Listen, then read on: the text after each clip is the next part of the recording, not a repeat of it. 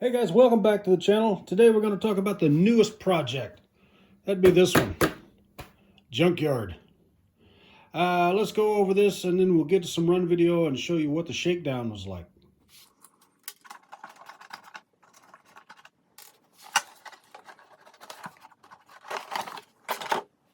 Alright, I had to speed that up a little bit because I don't think you guys want to watch me fight with my body retainers.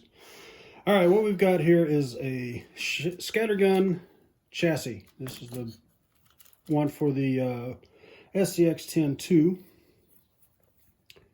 And currently I'm running let's see if you can see it. There you go. I've got a Holmes Hobby Torque Master Expert 30-turn motor in there. I'm running a 14-tooth pinion, so I've got to run a 14-tooth because these are 4.19 tires on 1.9 wheels.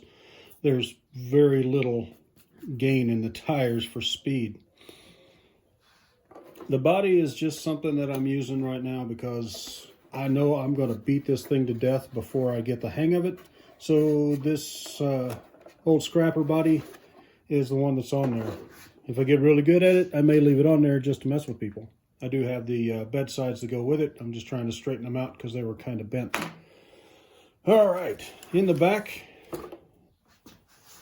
running the Futaba that's a R2106GF, I believe.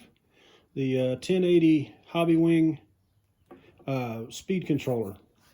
Up front, I'm running the JX HV46K coreless motor servo, and all of the running gear is out of a Axial SCX-10-2 raw builder's kit. Transmission, the axles, the drive shafts, all of that stuff came with that kit. The skid plate is a little different. I'm using a Wraith 1.9 skid plate, and it flushes up with the frame rails pretty well. So you don't have to do any trimming, you don't have it hanging over, you don't have to bulge your sides out with these. So this was just everything I could get under one cover. I'm running the axle mounted servo because if I wanted to run, this one has the panhard mount that runs underneath there, but once you run a panhard mount and a panhard bar across, you lose a lot of the suspension in the front. I've already had to clearance the frame just a little bit because I'm running a 24mm servo horn from Vanquish, and it is just a little bit tight on that side. I did a little bit of clearancing on the other side of the frame so that I could get just a little bit more tuck as far as the suspension on the front. These are the standard 90mm shocks all the way around. I've just got 10mm fuel lines stuffed in there to shorten them up so that they don't jack the thing up into the air. Like I said, the reason I'm using this body is because I'm learning this. This is a fairly new thing to me to have a belly dragger. As you can tell, my front links run uphill. It's just kind of weird for me.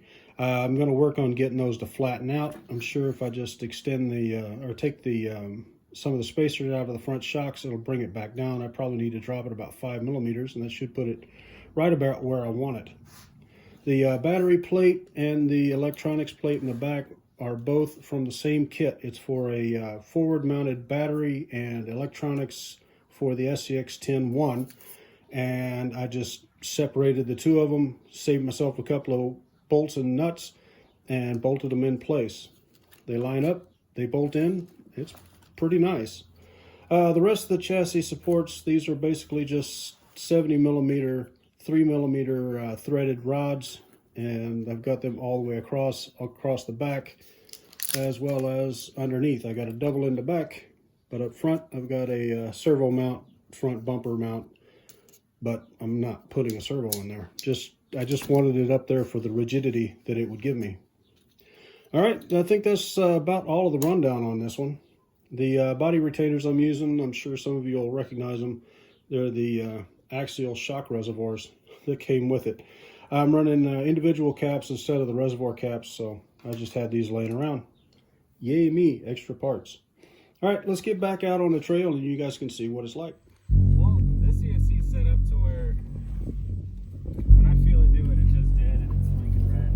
It's safe, you know, it's not hurting you. It goes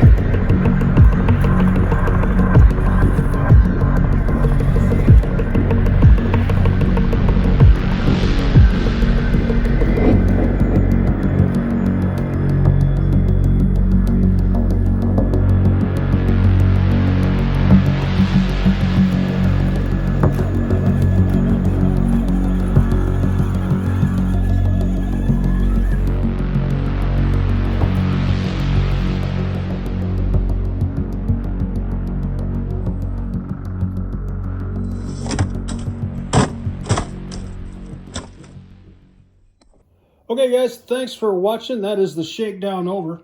This is going to get better. A lot of the rollovers and things that I had today, and basically just bad judgment and bad driving on my part, will get better. This is a different side of the crawlers than I'm used to. I'm going to lengthen the front shocks about 5 millimeters, and that'll give me a little more clearance. I'm going to change the tires out to a 4.6 instead of these 4.2s, and that'll give me a little more ground clearance there as well. That's the lengthened shocks should actually straighten out my uphill running front links too. I think that'll help a lot. If there's anything you guys think I should know, let me know. Drop me a comment down below, like, share, subscribe, all of that crazy stuff. If you want to, you can find me on Instagram. Thanks for watching, guys. Good luck on the trails.